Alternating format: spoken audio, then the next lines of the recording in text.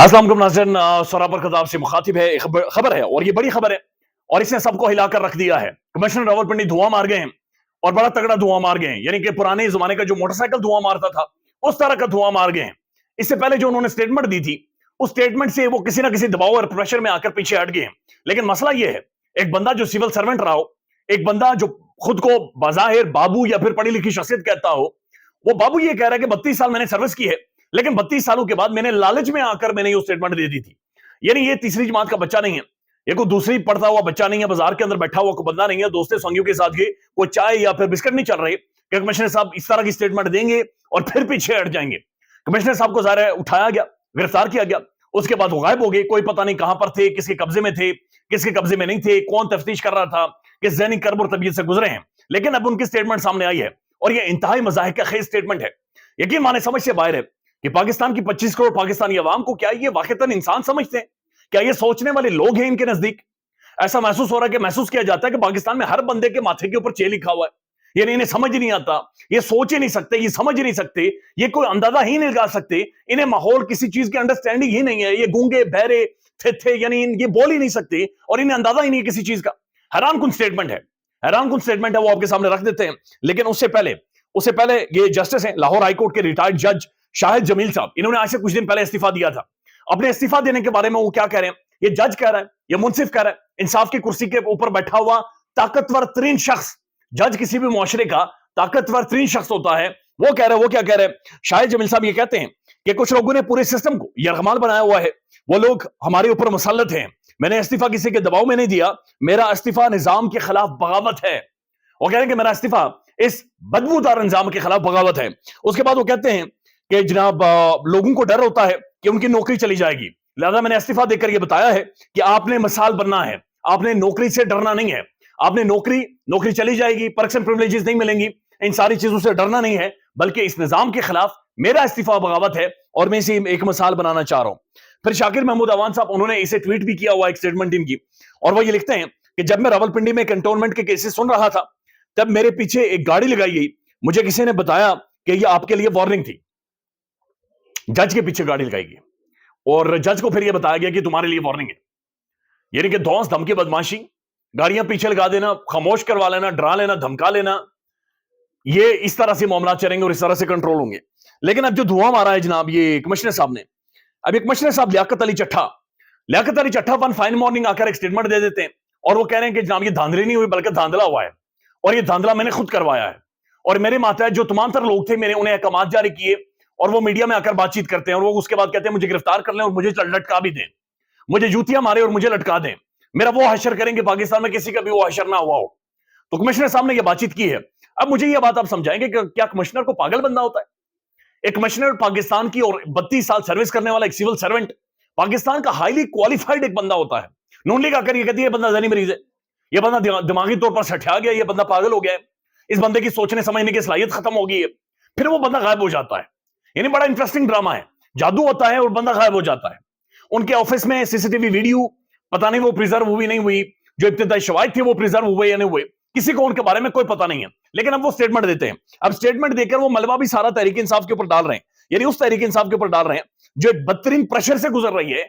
दूर दूर तक तहरीक इंसाफ के कोई आसार नहीं नजर आ रहे कि हुकूमत में आएगी। यानी शदीद तरीन प्रेशर, दबाव, धौंस, धमकी भरी एक तहरीक इंसाफ जिसे बिल्कुल दीवार के अंदर चुन लिया गया है, ये उसके ऊपर इल्जाम लगा रहे हैं, तहरीक इंसाफ की शख्सियत के ऊपर इल्जाम लगा रहे हैं। यानी स्क्रिप्ट राइटर और डायरेक्टर भी बड़ा हैरान कुन शख्सियत है। यानी यकीन माने कि कम से कम इन्हें इस डायरेक्टर को चेंज करना चाहिए, स्क्रिप्ट राइटर को चेंज करना चाहिए जो ये लिख लिख कर देता है, ये बुलवाता है। अब लियाकत अली चट्ठा साहब की स्टेटमेंट है, एक्स कमिश्नर रावलपिंडी, और वो बाकायदे से अपने स्टेटमेंट में लिखते हैं, वो कहते हैं कि Liaquat Ali Chatha have remained in civil service of Punjab for past 32 years and was last posted in question Rawalpindi। और उसके बाद वो कहते हैं after the general election of 2018 when Pakistan Tehreek Insaf formed government in Punjab, यानी जब तहरीक इंसाफ की गवर्नमेंट बनी, बुजदार के दौर की बातचीत करें, बुजदार सीएम थे पंजाब के, I remained posted against a senior provincial post including my posting as the provincial secretary to the government of Punjab। The position of the secretary is among the, यानी वो कहते हैं कि मुझे सेक्रेटरी पंजाब लगा दिया गया और ये जो पोजीशन थी ये बड़ी टॉप की पोजीशन थी और इस दौरान तहरीक इंसाफ के मुख्तलिफ लोगों के साथ मेरे जाती ताल्लुकात बने, उनके साथ मेरी दोस्तियां यारियां हो गई और मेरे उनके साथ ताल्लुकात बने। ये कहते हैं The position of secretary is among the top posts in the provincial government. While posted as a provincial secretary, I got the opportunity to develop relationship with the senior and the prominent political figures of Pakistan Tehreek-e-Insaf. ये कह रहे हैं कि मैंने तहरीक इंसाफ के बड़े senior लोगों के साथ मेरी दोस्तियां हो गई और मेरे उनके साथ डायरेक्ट ताल्लुकात हो गए।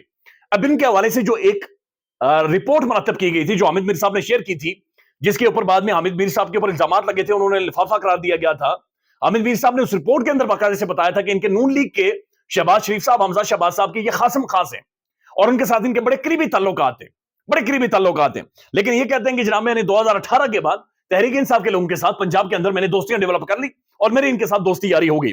अब ये क्या कहते हैं, वो कहते हैं कि जनाब जब मेरी इनके साथ दोस्तियां हो गई और ये मेरे इंटरेस्ट में भी था, वो कहते हैं आफ्टर द इंसिडेंट ऑफ 9 मई 2023, 9 मई के इंसिडेंट के बाद, as with the other leaderships of Pakistan Tehreek-e-Insaf, the said prominent leader of Pakistan Tehreek-e-Insaf also absconded from court, was declared as the proclaimed offender and has been hiding.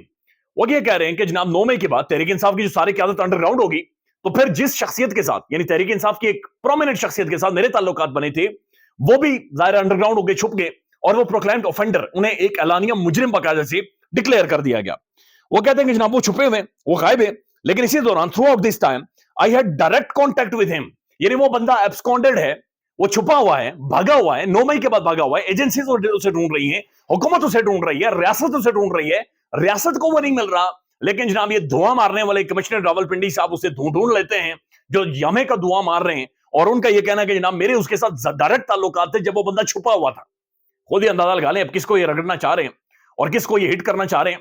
अब खुद ही इस बात से अंदाजा लगा सकते हैं कि तहरीक इंसाफ की कोई प्रोमिनेंट शख्सियत है और तहरीक इंसाफ उसके ऊपर सारा मलबा किस तरह से डाला जा रहा है और किस तरह से कहानी बनाई जा रही है। उसके बाद वो कहते हैं कि जनाब मेरे उनके साथ डायरेक्ट कॉन्टैक्ट थे और जनाब वो बयान करते हैं कि वो जनाब छुपे हुए थे। तो वो कहते हैं कि जनाब मैं उनके साथ डायरेक्ट कॉन्टैक्ट में था और मेरी उनके साथ बातचीत भी होती थी। फिर वो कहते हैं कि जनाब उन्होंने मुझे बुलाया, it was towards this um, बल्कि इससे पहले वो क्या कहते हैं, वो कहते हैं कि आफ्टर द इंसिडेंट ऑफ 9 मई, खैर वो बताते हैं आफ्टर द जनरल इलेक्शन, वो कहते हैं फिर जनरल इलेक्शन हुए 2024 को, 8 फरवरी 2024 को। On 11th of February 2024 I secretly and directly travel to Lahore, discreetly मैं सीक्रेटली लाहौर गया और लाहौर में जाकर उस बंदे के साथ मेरी मुलाकात हुई। It was in this meeting that he made an offer to me that if I play a role for supporting the Pakistan Tehreek-e-Insaf ongoing narrative of rigging in general elections and maligning these institutions, he would ensure a lucrative position for me in the future. वो कह रहे हैं कि मुझे ये उन्होंने offer की कि अगर आप तहरीक इंसाफ के रिगिंग के सारे मसले को, नैरेटिव को सपोर्ट करते हैं, जो कि रिगिंग हुई है, जो कि धांधली हुई है, तो ऐसा करेंगे कि जनाब हम आपको एक बड़ी ल्यूक्रेटिव पोजीशन दे देंगे, बड़ी तगड़ी आपको पोजीशन दे देंगे। 32 साल ये पाकिस्तान के टैक्स पेयर का खाता रहे, 32 साल ये कमाते रहे, लेकिन ये आज भी कह रहे हैं कि मेरा पेट का दोज़ख भर नहीं रहा था और उन्होंने मुझे ये कहा कि जनाब आपको मजीद को ल्यूक्रेटिव पोजीशन आपको दे दी जाएगी। He informed me that the entire planning has been formulated, बल्कि उससे पहले ये कहते हैं कि जनाब मुझे ल्यूक्रेटिव पोजीशन दे दी जाएगी और मुझे बड़ी सपोर्ट भी की जाएगी। He informed me that the entire planning have been formulated after consultation and with the approval of the senior leadership of Pakistan Tehreek-e-Insaf। वो कह रहे हैं सारी प्लानिंग हो चुकी है, सीनियर लीडरशिप भी इसके अंदर इन्वॉल्व है और हम सब ने मिलकर ये प्लान बना लिया है। अब आपने क्या करना है, the proposal was made by me, the sad individual is considered, यानी उसके बाद वो कहते हैं कि मुझसे मैंने कहा कि मैं एक इस्तीफा दे देता हूं और इस्तीफे में सारी चीजें लिख लेता हूं, लेकिन मुझे नहीं कहा गया कि नहीं आपने एक प्रेस कॉन्फ्रेंस करनी है। We had detail discussion on the proposal, proposed a press conference. He conveyed me the general direction which was needed to be adopted by me. Initially it was proposed by me that I would write the entire narrative. वो कह रहे मैं entire narrative सारा लिखूंगा और लिखकर मैं इस्तीफा दे दूंगा, लेकिन मुझे कहा गया कि नहीं आपने प्रेस कॉन्फ्रेंस करनी है। फिर 17 फरवरी 2024 को पीएसएल के हवाले से मैंने प्रेस कॉन्फ्रेंस करनी थी, लेकिन मैंने वहां पर जाकर ये सारी बातें कर दी हैं। अब वो अगली बात बड़ी इंपॉर्टेंट कर रहे हैं, वो कह रहे हैं similarly it was agreed that I would give sweeping and the emotional statement by suggesting that the all seats were being won by Pakistani Tehreek Insaf.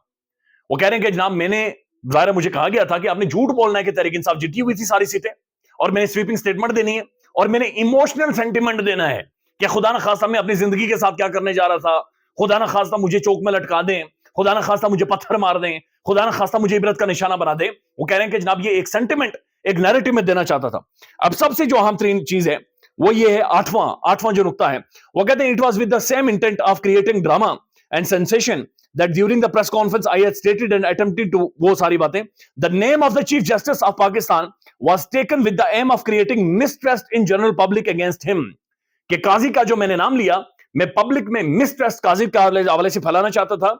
The Chief Justice of Pakistan did not have any role in the entire election process. However, I was specifically asked by the said prominent leader of Pakistan Tehreek Insaf to name the Chief Justice.